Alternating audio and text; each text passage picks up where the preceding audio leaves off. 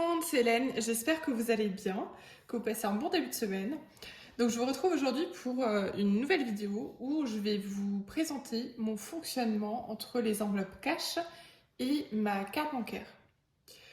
Alors pour resituer un petit peu ma situation, donc j'ai 26 ans. Il y a 1 an et demi, avec mon conjoint, on a acheté une maison qu'on a rénovée pendant 1 an. Et là, ça fait à peu près 6 mois qu'on y habite. Alors, ça a été une rénovation globale. Donc, c'est vrai que le budget travaux a été très important. Donc, on a été très souvent dans le négatif, tant sur nos comptes respectifs personnels que sur notre compte commun. Début février, je me suis dit maintenant ça suffit, il faut vraiment que tu remettes tout ça sur les rails. Donc j'ai décidé de commencer le système des enveloppes budgétaires en cash et de traquer toutes mes dépenses. Donc c'est ce que j'ai commencé à faire. Si vous regardez des vidéos sur YouTube ou peu importe, vous verrez qu'il y a vraiment plusieurs solutions en ce qui concerne la gestion des enveloppes budgétaires. Il y a des personnes qui font juste une enveloppe par mois, des personnes qui font une enveloppe par mois mais pour chaque type de dépense, des personnes qui font des enveloppes par semaine, soit des enveloppes globales, soit des enveloppes vraiment par type de dépense. Il y en a qui font 100% cash, donc vraiment que des enveloppes budgétaires en cash. Certaines font que de la CB. Donc pareil, elles se définissent des catégories budgétaires, mais payent tout par CB. Il y en a qui font un mix, vraiment, donc il y a 1000 choses qui existent. Vraiment, le point important, c'est vraiment de trouver le type de méthode qui va vraiment correspondre à votre mode de vie et à votre façon de voir les choses pour que ça vous soit simple d'utilisation. Donc, personnellement, je pense que vraiment le cash, au départ, c'est vraiment top pour prendre conscience de l'argent, pour prendre conscience de sa valeur, etc. Mais par contre, à 100%, c'est un peu compliqué, moi, je trouve, pour tout ce qui est vraiment les grosses courses, tout ce qui est carburant, etc. C'est des choses qu'on peut pas trop... Enfin, si on peut dépenser en cash, mais ça demande tout de suite d'avoir beaucoup de cash tout le temps, soit à la maison, soit sur soi. Je sais pas, c'est pas vraiment... Moi, en tout cas, ça correspond pas à ma façon de voir les choses.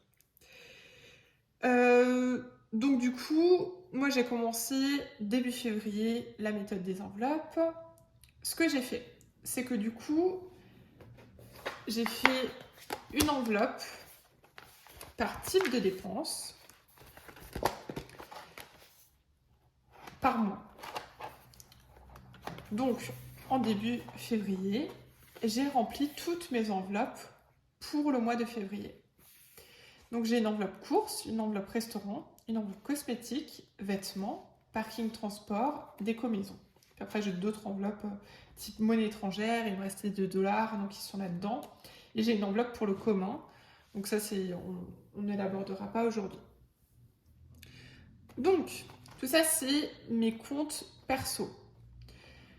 Tout ce qui est gestion des courses pour le foyer, pour notre maison, c'est géré par le compte commun. Donc c'est pour ça que vous verrez ici, j'ai une enveloppe course, mais le montant est dérisoire parce que je ne fais pas les courses de la maison avec ça. C'est vraiment juste les courses pour je sais pas, quand j'ai besoin vite fait de quelque chose ou quand je décide d'aller chez le boulanger me chercher un petit pain le matin avant d'aller au travail. Bref, c'est vraiment pour ce type de truc. Pour la gestion du compte commun, je pense que je ferai une vidéo dédiée avec la gestion de mes comptes avec mon conjoint, etc. Donc ça, je ferai une autre vidéo un peu plus tard. Donc actuellement, comme je disais, j'ai ces enveloppes-là et j'ai ma carte bancaire que j'utilise pour mes frais de carburant, pour tout ce qui est médecin, et pour le shopping. Donc ça, c'est vraiment les 3 éléments pour lesquels j'utilise ma carte bancaire. Le carburant, il est inclus dans mes charges fixes. Donc tous les mois, j'attribuerai 85 € pour le carburant de ma voiture. C'est ce qu'il me faut pour aller au travail, etc. Donc ça, je peux pas le réduire.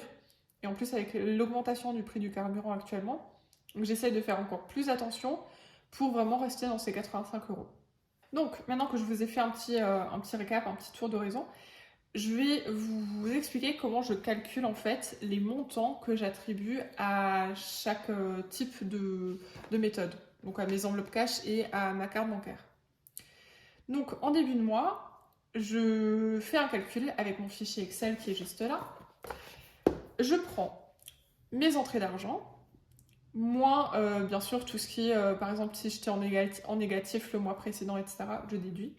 Et je déduis aussi mes frais fixes. Frais fixes, ça va être, comme je vous le disais, mon carburant, ça va être mon assurance auto, ça va être le virement que je fais automatiquement tous les mois vers notre compte commun, ça va être mon abonnement téléphonique, mon abonnement à la salle de sport, tout ça. Tout vraiment, tout ce qui est en virement automatique ou en prélèvement automatique, toutes les dépenses que je ne peux pas compresser.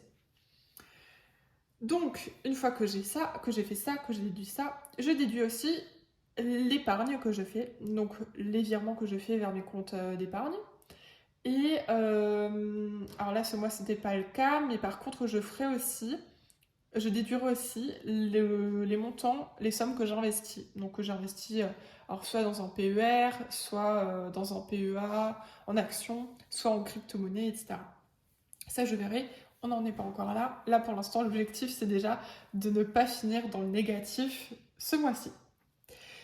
Voilà. Donc, une fois que j'ai déduit tout ça, il me reste une certaine somme qu'il faut que je partage entre mes enveloppes cash et mes dépenses CB. Donc là, sur mon fichier Excel, j'avais noté du coup, il me restait 100, enfin j'avais attribué du coup 130 € à mes enveloppes cash.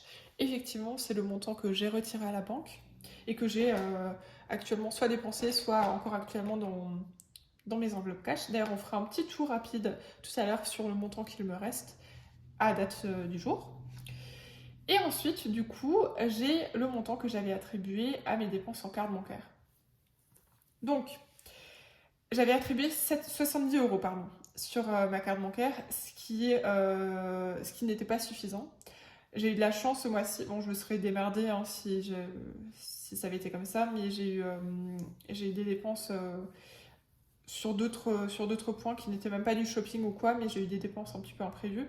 Donc heureusement que j'ai eu enfin un remboursement Amélie pour des frais de santé. Donc un remboursement qui a un petit peu tardé parce que j'ai dû passer par une feuille de soins. Voilà, donc ça j'ai eu le remboursement ici, donc ça m'a permis d'augmenter le montant que j'attribuais du coup à mes dépenses CB. Donc j'ai passé de 70 € à 120. Ça c'est quelque chose que je voudrais ne plus faire dans les mois prochains. Mais là du coup c'est vrai que c'était vraiment nécessaire parce que j'y arrivais pas du tout avec ma dépense imprévue. Voilà. Donc ça c'est ce que j'avais défini en début de mois. Et pour la partie enveloppe cash, j'avais splitté mes 130 € par catégorie de dépenses. Donc il y avait 10 € dans les courses alimentaires, 40 pour les restaurants, j'avais 5 € pour les parkings, vêtements, j'avais rien mis, 45 € pour les cosmétiques et 30 € pour la décoration à la maison.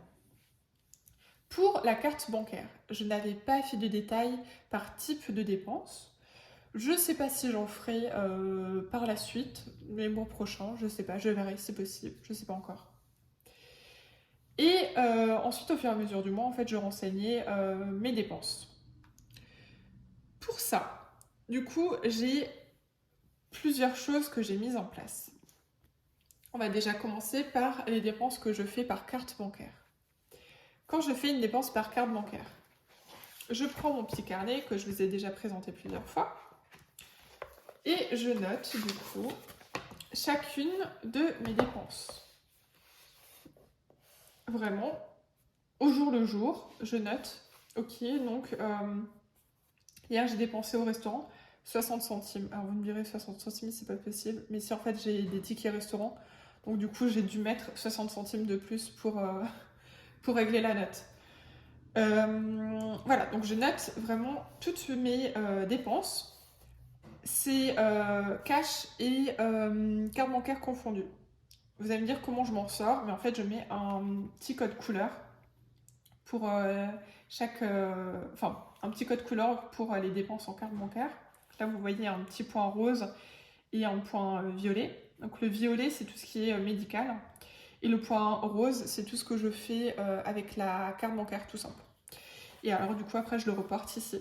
Donc je reporte mes dépenses en carte bancaire.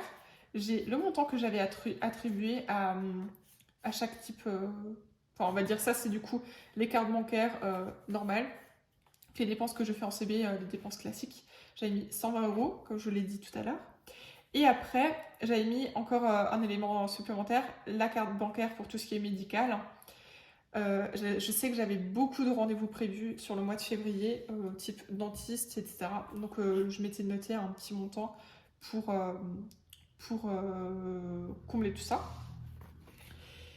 Et ce que je fais du coup, c'est qu'au fur et à mesure, je recalcule le montant des dépenses réelles par rapport au budget alloué en début de mois.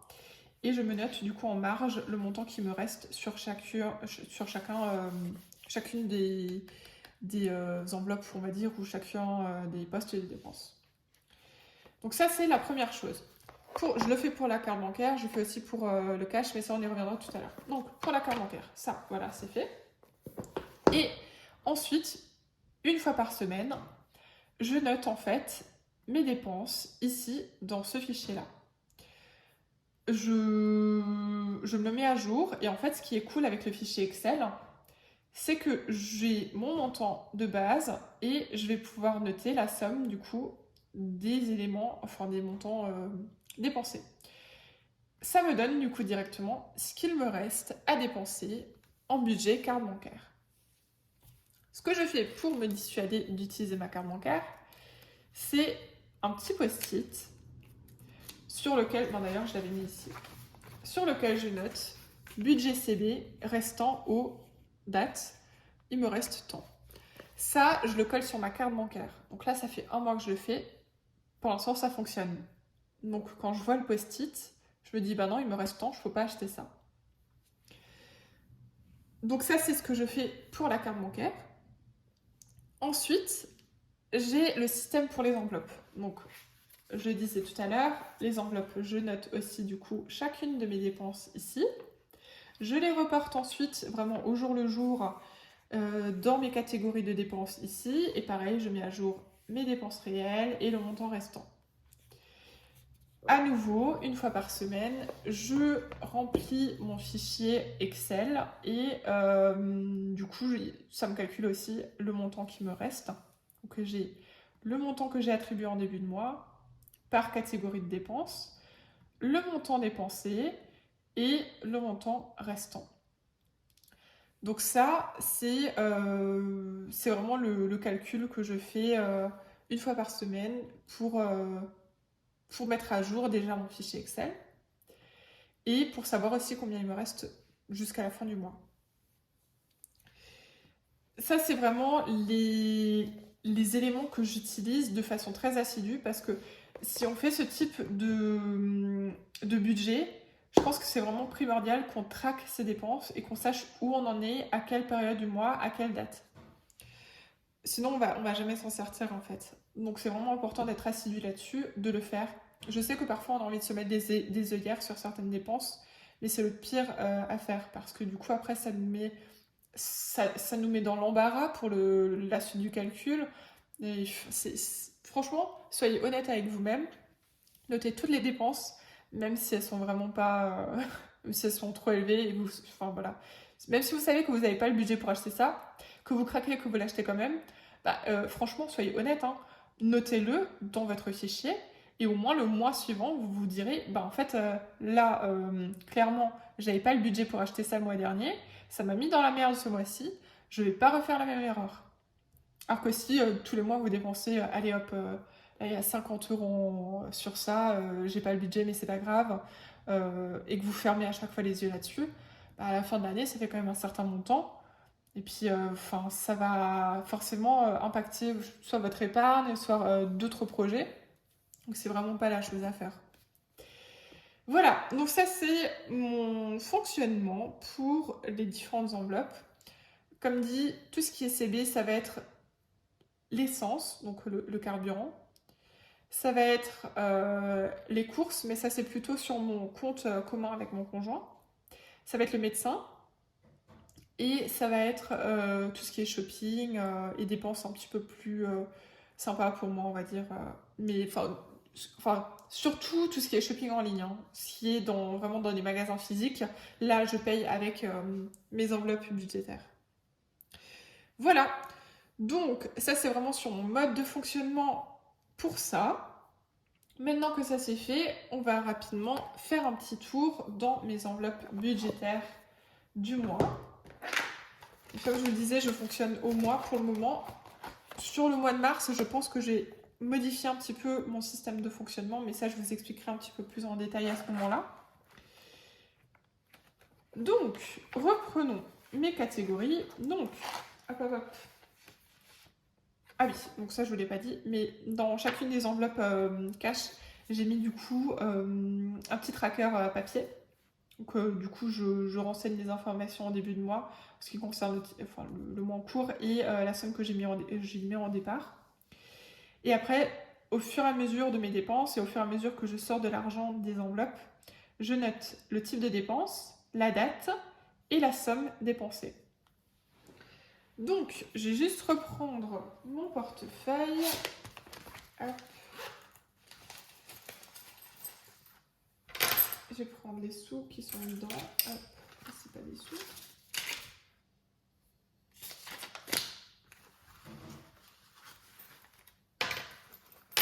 Voilà. Donc, ce que je disais, c'est sur mon enveloppe course, j'ai noté ici qu'il me reste 2,05 € que j'ai mis dans mon portefeuille. Donc, c'est l'argent que j'ai là. Ah oui, donc ça, je ne sais pas si je vous l'ai dit en début de vidéo, mais ce que je fais, c'est que donc en début de mois, je remplis toutes mes enveloppes et je prends une certaine somme d'une catégorie que je sais que je vais dépenser rapidement. Par exemple, courses. Donc, courses, je prends les 10 € que j'avais prévu pour mon enveloppe course, je la mets dans mon portefeuille. Pourquoi? Alors, pour moi, c'est plus simple de ne pas avoir toutes mes enveloppes sur moi. J'ai un tout petit sac à main, donc je ne vais pas commencer à mettre le gros carnet avec toutes mes enveloppes budgétaires. Ça va être trop compliqué en fait, c'est pas envisageable pour moi. Donc du coup, ce que je fais, je mets dans mon portefeuille une certaine somme et après, je répartis, je jongle avec mes enveloppes en répartissant les sommes pour les réajuster.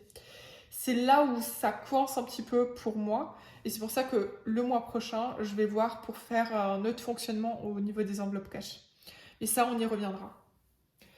Mais c'était juste pour vous expliquer pourquoi j'ai de l'argent ici, et dans mon portefeuille, et j'ai de l'argent dans mes enveloppes.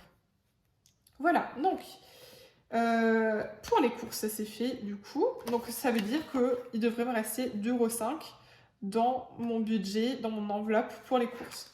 Ce que je vais faire aussi, c'est toujours checker si c'est bien vrai, si c'est bien l'information que j'ai ici dans mon fichier Excel. Donc là, je regarde, hop, courses alimentaires, il me reste 2,05 €. Donc c'est juste, c'est bon. Ensuite, hop, là il me reste des sous. Restaurant. Restaurant, là je vois, j'avais mis 40 € en début de mois. Là je vois, il me reste 5,05 € aussi dans le portefeuille. Là, donc ça veut dire qu'il me reste 25,50 € pour mes restaurants. Là je regarde, je vérifie, 25,50 €. Nickel. Hop. Je le range à nouveau là-dedans. Cosmétiques. Cosmétiques, j'avais dépensé tout en début de mois 43,40 €. Le reste, la monnaie, du coup, il restait 1,60 €, il me semble. J'ai mis dans mon portefeuille, je vais juste vérifier. Hop, de tête le calcul. Ouais, c'est ça. 43,40 € dépensés. Il me reste 1,60 € que j'avais mis dans mon portefeuille. Donc là, on est bon. Vêtements, je n'avais rien mis en début de mois. Ensuite, parking, transport. Alors là, il y a un petit micmac que j'ai dû faire. Donc, je vais sortir la fiche tracker parking transport et la fiche tracker déco maison. Qu'est-ce qui s'est passé? Donc en fait, dans la fiche parking transport, dans l'enveloppe parking transport, j'ai mis 5 € en début de mois. J'ai dépensé 2,80 € en parking. Ouais, c'est ça. J'ai dépensé 2,50 € en parking. 2,80 €, pardon. Je l'ai noté aussi dans mon tracker Excel. Et du coup, il me reste 2,20 €. Sauf que en déco maison, là, j'ai merdé. Pardon. J'ai dépensé 32,10 € alors que j'avais qu'un budget de 30 €. Donc du coup, là, je suis dans le négatif dans cette enveloppe-là. Sauf que je sais que je n'aurai plus de parking ou de transport à payer là, cette semaine-là. Donc du coup, ce que je fais, c'est pas bien ce que je fais là. Je prends le budget de 2,20 € qui me reste là pour le parking transport et j'absorbe les 2,12 € de déco maison. Donc ça veut dire qu'il me reste genre 8 centimes dans l'enveloppe parking transport. Voilà, c'est pas top ce que je suis en train de faire. Je voudrais ne plus être amenée à le faire, mais bon. L'objectif, c'est de ne pas être dans le moins déjà. Voilà, donc du coup, ça c'est bon. Je vais pouvoir ranger mes fiches tracker aussi. Déco maison, voilà. Et parking transport, voilà. Maintenant, ce que je fais, dernier petit point. Je vérifie que la somme qui soit indiquée ici, donc les 29,23 €, donc ça c'est le montant qu'il me reste pour finir le mois.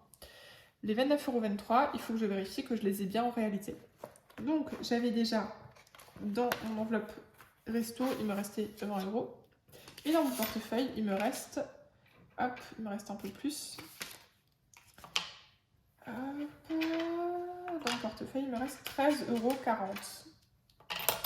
Donc 13,40 plus 20, ça fait 33,40.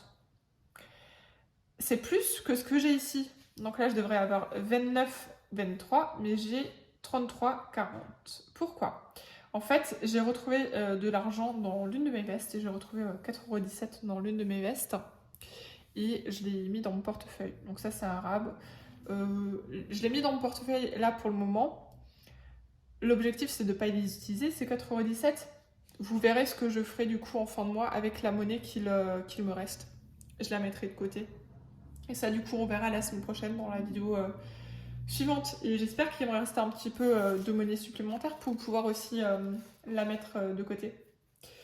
Voilà, donc là, je vais remettre du coup mes 20 € dans l'enveloppe resto. Comme ça, ça c'est fait.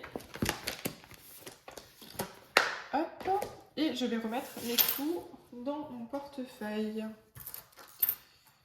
Hop.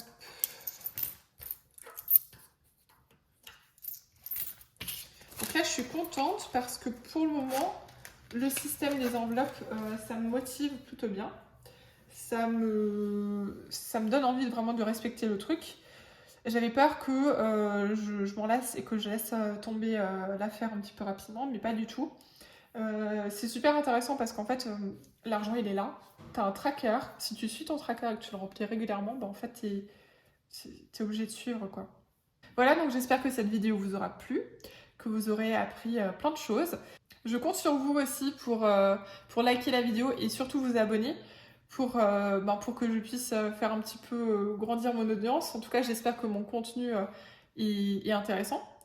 Voilà, donc du coup, je compte sur vous et je vous dis à très bientôt pour une nouvelle vidéo. Et je pense que ce sera la vidéo pour clôturer le mois de février au niveau des enveloppes. Donc, je vous présenterai ma nouvelle façon de travailler pour le mois de mars et aussi, on va faire le remplissage des enveloppes, etc. Pour le nouveau mois. Voilà, bon du coup, je vous remercie encore pour le visionnage et puis je vous dis à très bientôt pour une nouvelle vidéo. Ciao, ciao!